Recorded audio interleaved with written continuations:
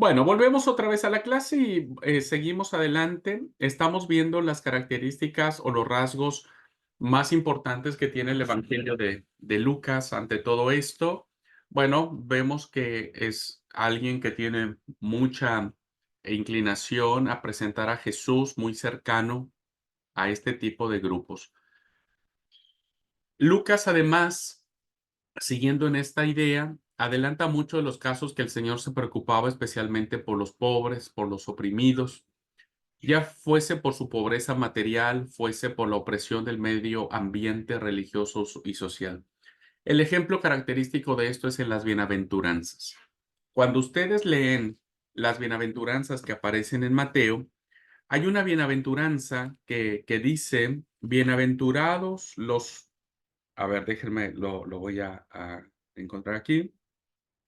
Bienaventurados los pobres en espíritu, porque de ellos es el reino de los cielos, ¿verdad? Y entonces hemos analizado que Mateo pensaba que era la pobreza espiritual y bueno, se ha dicho mucho sobre ello, pero cuando vemos las bienaventuranzas que Lucas escribe, fíjense, dice Lucas 6:20, alzando los ojos hacia sus discípulos decía, bienaventurados vosotros los pobres, porque vuestro es el reino de Dios. Lucas omite la palabra en espíritu, omite esa palabra, porque para Lucas está hablando de la pobreza física, la pobreza que se desarrolla por los malos gobiernos, por las corrupciones, que coloquen las desigualdades sociales más importantes de esto. Y Y bueno, Lucas se preocupaba mucho en pensar que Jesús era un hombre muy cercano a los oprimidos. Muestra poca simpatía por los ricos o por quienes se entregaban a sus intereses materiales. Cuando nosotros vemos, por ejemplo, la mujer pecadora, la parábola de los dos deudores, la parábola del buen samaritano, la parábola del rico insensato, los pobres, mancos, ciegos y cojos de la parábola de la gran cena, los publicanos y los pecadores, cuya recepción motiva las tres parábolas del capítulo 15, la parábola del rico y Lázaro, la viuda oprimida, la bendición de Zaqueo. Bueno, vemos claramente que Lucas presenta a Jesús del lado de los pobres, siempre. Y no va a presentar a Jesús coqueteando con el poderoso. No va a presentar a Jesús presentándolo como alguien que en ciertas circunstancias de la vida, pues se va a dejar seducir por el poder, por la plata y va a abandonar a los más pobres. Así que esta es una característica muy interesante, ¿verdad? Porque el ministerio de Jesús va en función de los pobres. Bueno, en relación con la salvación de Zaqueo, por ejemplo, vemos que el texto clave del Evangelio ya hablé, en el caso de Marcos dijimos que el corazón del Evangelio late donde dice el Hijo del Hombre no vino para servir, no vino para ser servido, sino para servir y dar su vida en rescate por muchos. Cuando nosotros vemos el corazón del Evangelio de Mateo, lo vemos en el capítulo 16, cuando dice, ¿no es cierto? Tú eres el Cristo, el Hijo del Dios viviente. Y en el caso de Lucas, el corazón del Evangelio está en la declaración de Zaqueo, en el capítulo 19, versículo 10, que dice, el Hijo del Hombre vino para buscar y salvar al que se había perdido. Vino para buscar. Lo pone en contexto de un personaje reprobable, un personaje despreciable, que ha mostrado arrepentimiento, como lo fue Zaqueo, ¿no es cierto? Y coloca el propósito de su evangelio en boca de este personaje, de Zaqueo, y eso es lo que Lucas dice, que el Hijo del Hombre, aquel que es cercano a las personas, viene a los oprimidos, viene a los marginados, viene a los grupos sociales excluidos por el sistema religioso, político, económico que existía en aquellos momentos. Este es el corazón del Evangelio de Mateo, ¿ok? Así que son tres ejes referenciales con los que podemos empezar a interpretar los evangelios con base en estas declaraciones. El Hijo del Hombre no vino para ser servido, sino para servir y dar su vida en rescate por muchos. Tú eres el Cristo, el Hijo del Dios viviente. El Hijo del Hombre vino para buscar y salvar lo que se había perdido. Tres ejes fundamentales en los cuales podemos nosotros encontrar las intenciones teológicas que tuvieron cada uno de los autores para narrar su evangelio. Otro rasgo notable que encontramos del evangelio es la universalidad, muy propio de la literatura de de Jonás y de Ruth, que son dos libros que hablan sobre la inclusión de los paganos, ¿verdad? Ruth era moabita, era descendiente de un pueblo contraenemigo de Israel, los moabitas, el pueblo de Moab. Y Jonás, pues no se diga con Nínive, ¿verdad? La capital más perversa y cruel del imperio asirio. Y Lucas no se va a apartar de eso. Vean cómo, tanto como los otros evangelistas, Lucas va a relacionar el magno acontecimiento del advenimiento del Señor con las promesas y la esperanza de Israel. Es decir, Lucas no va a desconectar a Jesús de la figura mesiánica. Y ustedes saben que la figura mesiánica viene en función de la concepción del Antiguo Testamento. Y esto lo vemos claramente en los cánticos, tanto de María, de Zacarías, como de Simeón. Lean estas porciones, son maravillosísimas, estos cantos. Lucas es un evangelio que canta mucho, que canta. Están los cantos de Marías, los cantos de Zacarías, los cantos de Simeón, el que está el cántico de los ángeles en el cielo, cuando se anuncia la llegada del Mesías.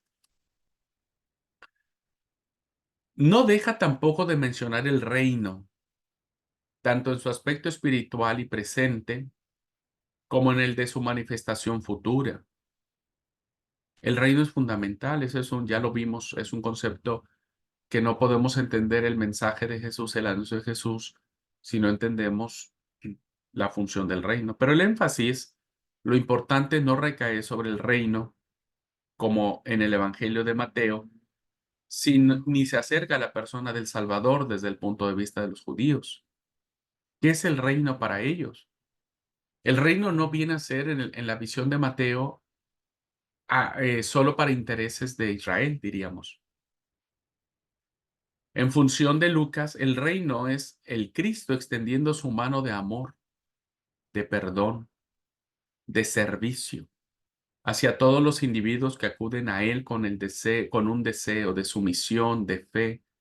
Y Cristo extiende su mano sin mirar la condición ni social, ni moral, ni religiosa, ni racial. Este dato es fundamental. Desgraciadamente las iglesias, muchas de las iglesias, y a veces con tristeza veo que algunas congregaciones de nuestra denominación seguimos estableciendo patrones, seguimos estableciendo requisitos, estándares. Este sí, este no. Este polaco, este gringo está bien, esa negrada, esa indiada, no la vamos a aceptar.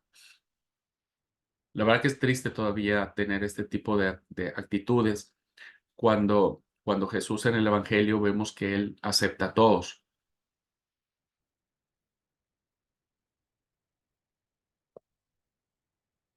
Del hombre y de la mujer, vistos como tales, se pasa no ya a la nación escogida, sino a la humanidad de su totalidad, a toda la angustiada simiente de Adán.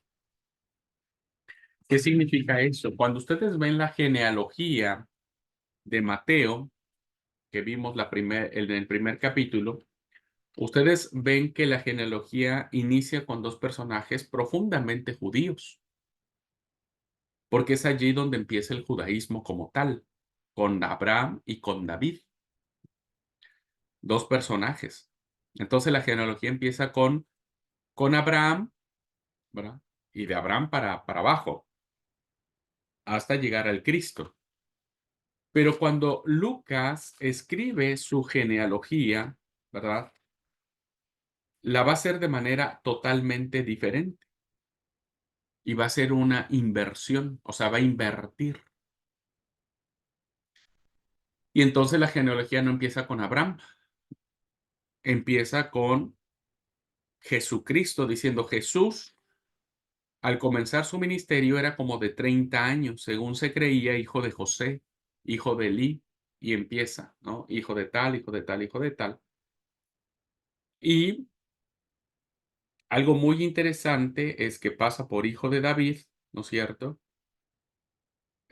Pasa por hijo de Abraham, pero sigue.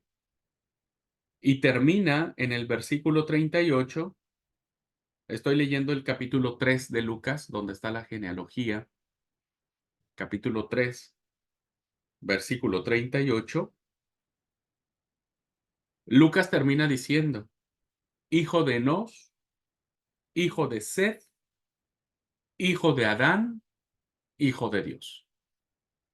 Entonces, esta alusión, queridos alumnos, hace la universalidad, no solo son los judíos, porque Adán no era judío, ni Enoc, ni Enos, ni Noé, ninguno de ellos eran judíos. El judaísmo inicia con Abraham. Además, Abraham tampoco era judío, realmente. Ni Abraham, ni Isaac, ni Jacob eran judíos. El judaísmo empezó muchos siglos después, pero fue en Abraham donde se inicia la fe en Yahvé. Pero vean cómo en esta genealogía de Jesús, Lucas abre la salvación hasta Adán, en el cual están representadas todas las naciones de la tierra, porque se cree que todos descendemos de Adán. Así que bueno, esta tiene una intención teológica de demostrar lo que está sucediendo. Ya no solo es Israel, ahora es toda la humanidad, ujú, representada en Adán, todos. Y eso implica a todos los pueblos. La prominencia del tema de la humanidad y de la universalidad se echa de ver enseguida si se compara el material propio de Mateo con el propio de Lucas. ¿Por qué? Porque las parábolas de Mateo son parábolas que tienen que ver con el reino, en un sentido o en otro. Acuérdense, capítulo 13 de Mateo, el capítulo de las parábolas. Ya lo vimos en clase anterior. El reino de Dios es semejante a una perla, tal. El reino de Dios es semejante a un tesoro escondido. El reino de Dios es semejante a una red que se echa, etc. Pero cuando nosotros vemos las parábolas que aparecen en el Evangelio de Lucas, en los capítulos 10, en el capítulo 12, en el capítulo 15, en el capítulo 16.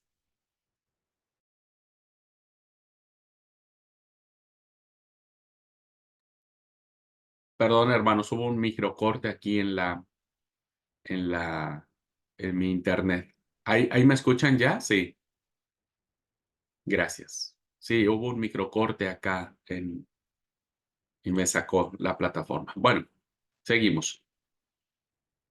Cuando nosotros vemos las parábolas de Lucas, estas parábolas van en función de cómo Dios se relaciona con las personas, son las relaciones de los hombres entre sí.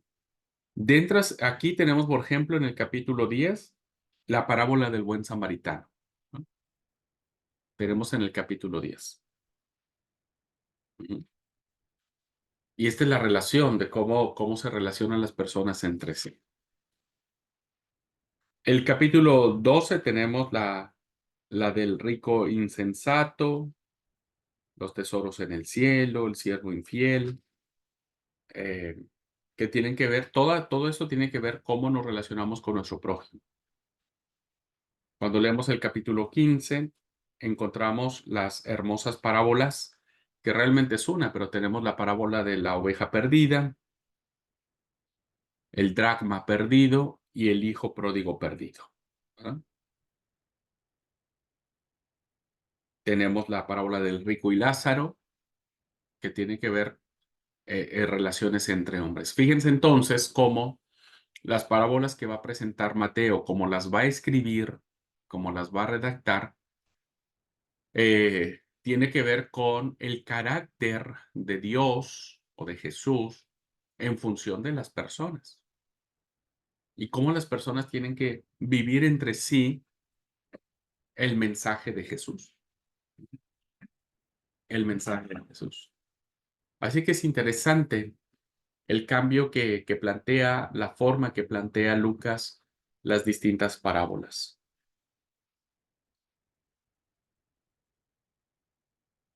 Otro rasgo notable que encontramos en el Evangelio es la presentación de Jesús como el Hijo del Hombre. Esta va a ser una definición clásica, característica y muy usada de Lucas para referirse a Jesús. Cuando hablamos de la deidad de Cristo, debemos saber, o Cristo como Dios, debemos saber que éste se echa de ver siempre. No está en duda la divinidad de Jesús en el Evangelio de Lucas. Pero la luz de todas estas narraciones del Evangelio se enfocan más en un hombre perfecto, en un hombre, en una persona, que sus actos son coherentes, quien manifiesta la naturaleza de Dios por medio de una vida humana, que comparte con los humanos, que siente como siente el otro, íntimamente relacionada con la raza y sus profundas necesidades. Ujú. Es un Jesús que llora, que se compadece, que se conduele. Es un Jesús que sabe lo que es tener hambre, que sabe lo que es tener sed y, y que puede entender a cualquier persona en cualquier circunstancia de la vida. El santo que había de nacer por la potencia del Espíritu Santo en María sería llamado Hijo de Dios. Aquí está la divinidad de Jesús.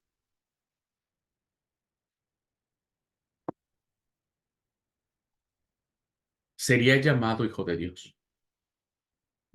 Pero el relato nos hace ver a la madre y subrayar sus actitudes de sumisión y de triunfo en el curso del sublime trance del nacimiento, cuando dice en el capítulo 2, versículos 6 y 7, dio a luz a su hijo primogénito, es decir, que tuvo más hijos, María, ¿no es cierto? No dice unigénito, primogénito. María tuvo más hijos. Dio a luz a su hijo primogénito y le envolvió en pañales. Esta expresión de pañales, pues lo hace muy humano el Señor. ¿Por qué se le pone un pañal a un bebé? Todos saben. Bueno, los que son papás, ¿por qué se le pone un pañal a un bebé? Y los papás que han tenido que cambiar pañales cuando el bebé ha hecho de las suyas, hasta la espalda se ensucia, ¿no? Le envolvió en pañales, porque habla de la profunda humanidad de Jesús. Y esto es inconcebible, un Dios que se va a embarrar hasta la espalda, ¿no? Es, es interesante porque Lucas va a plantear a Jesús desde este punto de vista muy relacionado con las necesidades y con lo que son. Y lo acostó en un pesebre.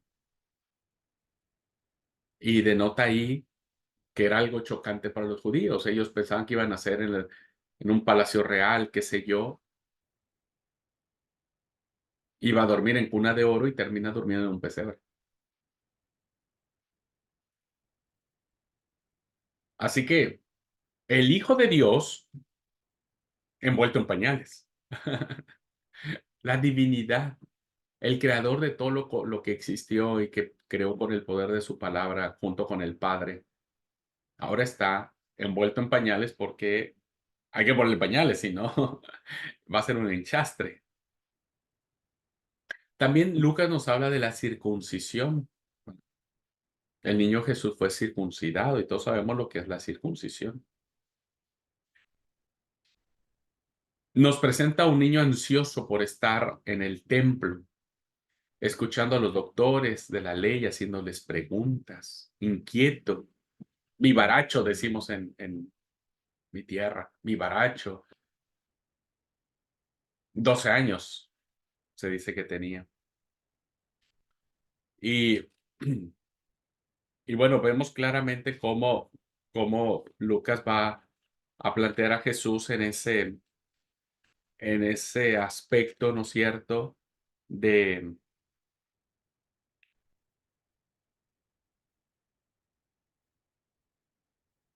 eh, de cercanía.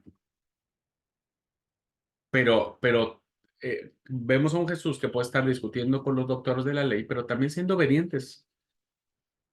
Cuando le responde, no sabéis que en las cosas en los negocios de mi padre me conviene estar, no es una actitud del chico rebelde, del chico malhumorado, del chico que le está gritando a los papás. Lucas lo plantea en estas palabras porque sabía que Jesús es el Hijo de Dios. Pero cuando volvió a Nazaret con sus papás, con María y con José, dice que volvió a ellos y estaba sujeto a ellos. O sea, ¿cómo fue Jesús? No sabemos, viste que cada niño es diferente. Tranquilo no fue, porque su carácter, cuando lo vemos ya de grande en su ministerio, era un hombre con carácter firme, con carácter decidido, tímido tampoco era. Me parece que era más de un carácter extrovertido. Para enfrentarse a los fariseos, habría que tener carácter. Yo pienso que toda esta idea de un Jesús que se desarrolla en ámbitos humanos, con funciones humanas, con necesidades humanas, este, lo hace sumamente cercano a cualquier persona. Otro rasgo notable es que se destacan los temas del perdón y de la salvación, que esto es fundamental. Recuerden, el Hijo del Hombre vino para, ¿cómo es que dijo? Este,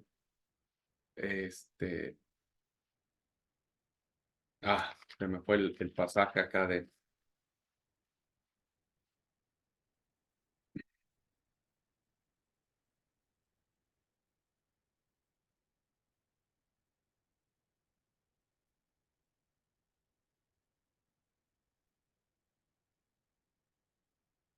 el Hijo del Hombre vino a buscar a salvar lo que se había perdido. Me confundo entre los pasajes. La base del perdón y de la salvación no se percibe claramente aún, pues se espera la consumación de la obra de la cruz, claro. Recuerde que hasta la cruz se entiende que los pecados son perdonados. Sin en cambio, porque Lucas escribe muchos años después, sin en cambio se ilustra una y otra vez la gracia y la misericordia de Dios en Cristo, que pueden fluir libremente donde la sumisión, el hambre espiritual y la fe en los desvalidos y perdidos abren el cauce. Por ejemplo, cuando a la mujer, antes pecadora en la ciudad, que va y llora amargamente y demás, el Señor le termina diciendo, perdonados son tus pecados, tu fe te ha salvado, ve en paz. El perdón y la salvación van de la mano, muy propio ya del mensaje que la iglesia del primer siglo estaba teniendo. El otro ejemplo lo tenemos con Zaqueo. El retorno de Zaqueo a la obediencia, porque él reconoce que ha hecho mal, da lugar a a la gran declaración que, como dijimos, es el corazón del Evangelio. Hoy ha venido la salvación a esta casa, por cuanto él también es hijo de Abraham, porque el Hijo del Hombre vino a buscar y a salvar lo que se había perdido. Entonces, esta es otra relación del mensaje del Evangelio de Lucas. Perdón y salvación. Hoy ha venido la salvación a esta casa. El otro ejemplo lo encontramos en el abrazo del padre pródigo, el padre amoroso, paciente, que va a abrazar a su hijo, va a besar a su hijo, va a correr a, a encontrarse con su hijo, va a hacer fiesta por su hijo, va a vestir al hijo, va a calzar al hijo, va a ponerle el anillo de autoridad, porque el hijo estaba muerto y ahora está vivo, ahora se ha salvado, ha regresado de la muerte a la vida. Antes estaba perdido y ahora ya se encontró. Estos son los elementos hermosos que encontramos en el Evangelio, ¿verdad? Que encontramos en el Evangelio y que nos asombran maravillosamente, eh, nos emocionan y nos tocan a nosotros. Nosotros también hemos sido salvados por Cristo.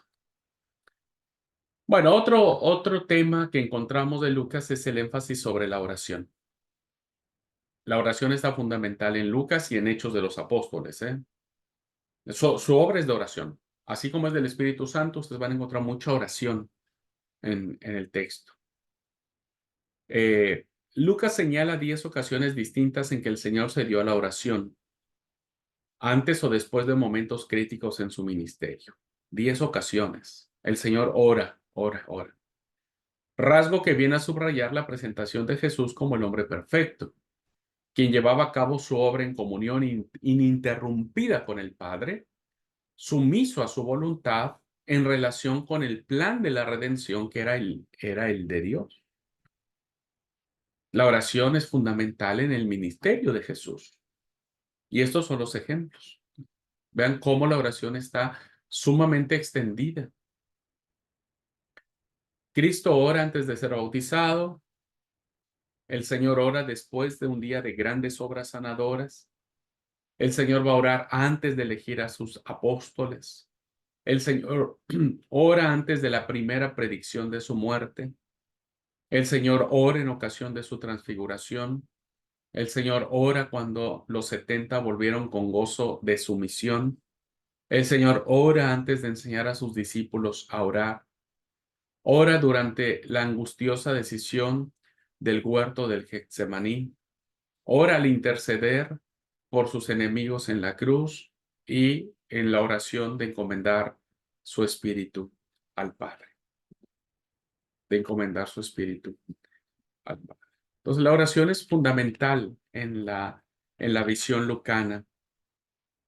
Este, y creo que esto es un elemento fundamental para la vida cristiana. Así que el hijo siervo,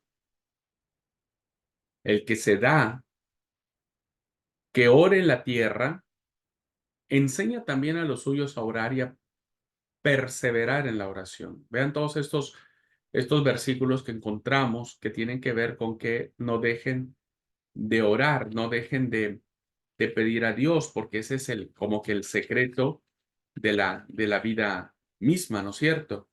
La oración es fundamental. Bendecid a los que os maldicen y orad por los que os calumnian, dice el 6:28. Cuando vemos en el capítulo 10, versículo 2, la mies es mucha, los obreros son pocos, por tanto, oren al Señor de la mies que envíe obreros a su mies.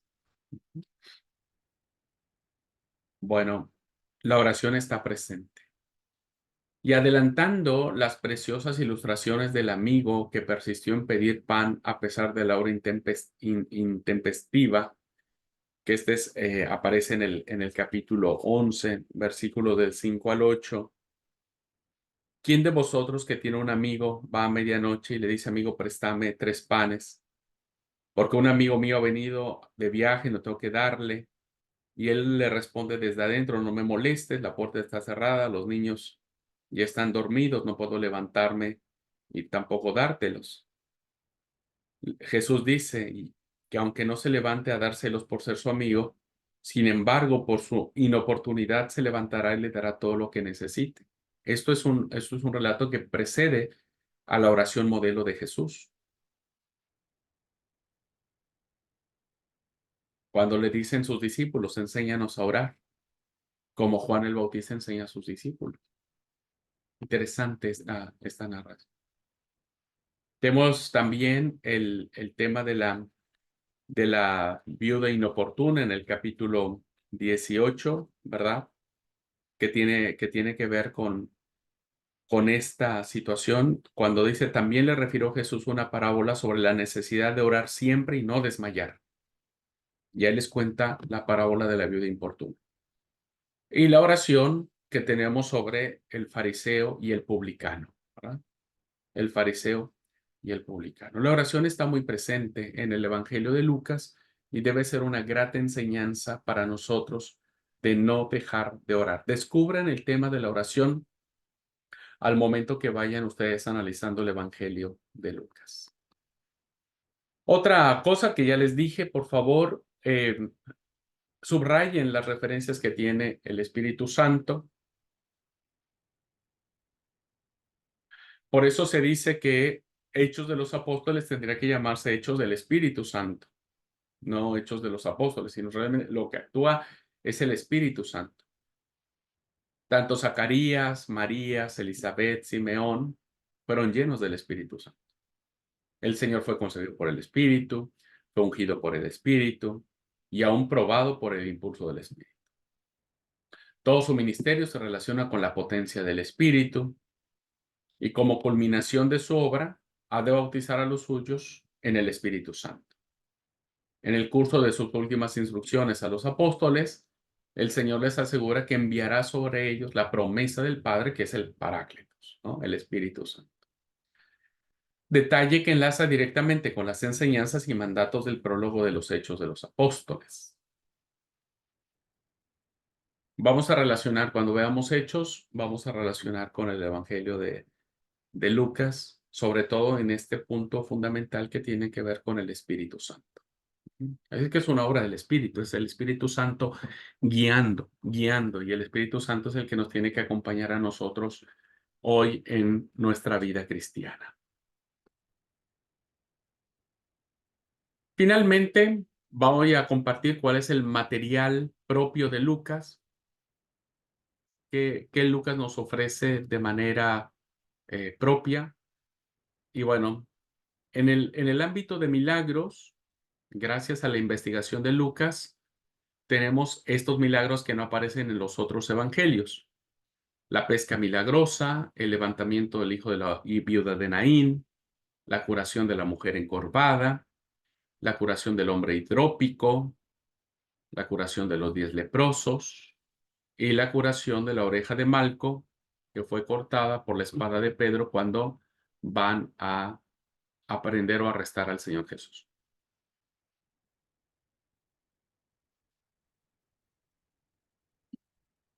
Así es que en temas de milagros, estos son los que Lucas nos regala y son milagros muy, muy lindos.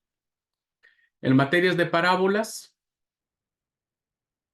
tenemos estas que le debemos a Lucas, los dos deudores, el buen samaritano, las súplicas del amigo del viajero, el rico insensato, la higuera estéril, la gran cena, el dracma perdida, el hijo pródigo, el mayordomo infiel, el rico y Lázaro, el siervo inútil, la viuda inoportuna, el fariseo y el publicano, y las 10 minas.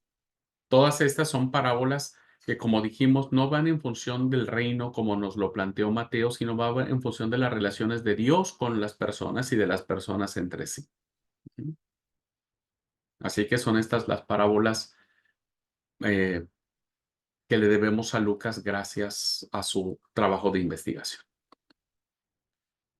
Bueno, otro material propio que tenemos de Lucas, otras narraciones que le debemos a Lucas, es el relato del nacimiento de Juan el Bautista, el nacimiento de Cristo desde el punto de vista de María, la infancia y la niñez de Jesús, que lo ubica incluso a los 12 años en el templo, la genealogía que se va hasta Adán, el discurso sobre Isaías 61:1 en la sinagoga de Nazaret, cuando Jesús toma el rollo y pronuncia las palabras del profeta Isaías, el llamamiento especial de Pedro, la conversión de la mujer pecadora en casa de Simón, su rechazo por los samaritanos, el envío de los 70 en Perea y los afanes de Marta, ¿no?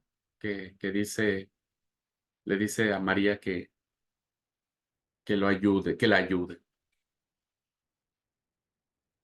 Otras narraciones propias de Lucas, según sus fuentes, el ejemplo de los galileos asesinados por Pilato, las enseñanzas sobre los discípulos, la bendición de Zaqueo, la disputa de los discípulos en el cenáculo, el sudor de la sangre en el huerto, la vista de la causa de Jesús delante de Herodes, las mujeres que lamentaban en el camino al Calvario, la intercesión, Padre, perdónalos, la conversión del ladrón arrepentido, la conversación en el camino a Maús por los dos discípulos, detalles de la presentación del resucitado a los apóstoles y las enseñanzas sobre la palabra profética y la ascensión al cielo. Esos son narraciones propias de esto. Este material va a estar en la plataforma, ustedes lo pueden consultar y después con calma ir leyendo versículo por versículo. Y es así, queridos alumnos, como llegamos al final de un barrido, diríamos, generalizado de estos evangelios, ¿no es cierto?, que nos colocan en la posición de conocer o al menos tener un detalle más para poder abordarlos, comprenderlos, meditarlos, interpretarlos y aplicarlos. ¿Ok? Así que bueno, ¿alguna pregunta? ¿Alguna pregunta, alguna duda, algún comentario que quieran hacer?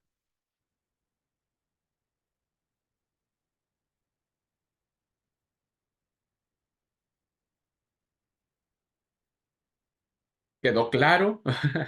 Pienso que sí. Bueno, eso digo yo. Bueno, pues sí, si no hay ninguna, la verdad que quiero decirles que ha sido un placer poder tener este tiempo de motivarlos a ustedes, a todos ustedes, a que no se queden con lo que saben. Hoy tienen suficiente material como para seguir profundizando en cuanto a los evangelios. Hay mucho que decir sobre ellos, sí, muchísimo, muchísimo. No tenemos el tiempo. Yo creo que en algún momento tendríamos que tener un curso solo de Mateo, un curso solo de Lucas, un curso solo de cada evangelio, ¿no es cierto? Pero ustedes ya tienen ahora una base para que empiecen su propia investigación, su propio deseo de, de investigar más sobre esto. Les he dejado varias dudas, varias interrogantes, varios caminos para los cuales ustedes digan, a ver, esto me interesa, o por qué esto, por qué el otro, por qué aquello. Y yo creo que podríamos nosotros considerar el hecho de eh, seguir motivados en profundizar en estos evangelios, que es la única fuente que tenemos de conocer a Jesús. Entonces, imagínense, conocer a Jesús desde los ojos de Marcos es maravilloso, desde los ojos de Mateo, increíble, desde los ojos de Lucas, ni se diga. Entonces, busquen a Jesús, conozcan más de él a la luz de los documentos que tenemos. No hay otra información sobre Jesús, ni bíblica ni extrabíblica. Son los únicos documentos que tenemos que nos hablan que hubo un hombre llamado Jesús. No tenemos otro. Así que aprovechémosle, lean, relean, vuelvan a leer ahora en vacaciones y qué bueno que Dios nos ayude. Pues Dios les bendiga, gracias a todos, nos vemos. Yo ahora en el día voy a mandar un mensajito al grupo de difusión para preguntar quién está cursando esta materia. Por favor, solo digan: "Yo estoy cursando", y entonces yo estaré enviando a cada uno de ustedes la propuesta de los días y los horarios disponibles, y ustedes van a elegir el día y el horario que les quede mejor, ¿me explico? Entonces, yo les voy a mandar el link, el mismo link que les mande ese día, será el mismo para, por ejemplo, si alguien quiere hacer el examen el jueves, pues el jueves, o quiere hacer el viernes, pues el viernes. Pero va a ser el mismo link, no voy a enviar otro. Y yo le pido, por favor, que pida su acceso 5 minutos antes, ¿verdad? 5 minutos antes. Y tenga paciencia hasta que le dé el acceso. El examen es personal, no hay nadie más que usted, yo y Dios. Y creo que ni yo ni Dios les va a ayudar mucho, pero solamente estaremos nosotros tres. Y las preguntas va a ser de toda la materia, ¿verdad? Así que bueno, seguramente todos van a aprobar o todos van a reprobar. No, no hay otro camino alterno, ¿verdad? O aprueban o reprueban. Y les pido que estudien, repasen las clases. Va a ser la próxima semana el examen, dijimos, 21 y 22. Dijimos que iba a ser la próxima semana. Entonces, ¿tienen tiempo, hermanos? ¿Tienen tiempo? Al fin que ustedes no hacen cena de Navidad. Bueno, tienen tiempo para estudiar y presentar el examen. ¿Alguna pregunta sobre el examen? Pasanos las preguntas. No, las respuestas. Las respuestas. Las preguntas no importan tanto, las respuestas. Bueno, les voy a decir, las respuestas están en los videos de todas las clases que hemos tenido. Bueno, gracias, hermano. Nos vemos mañana todavía para concluir el año y las clases con apologética, pero por esta materia está cerrada. Que Dios los bendiga y nos saludamos pronto. Paz. Gracias.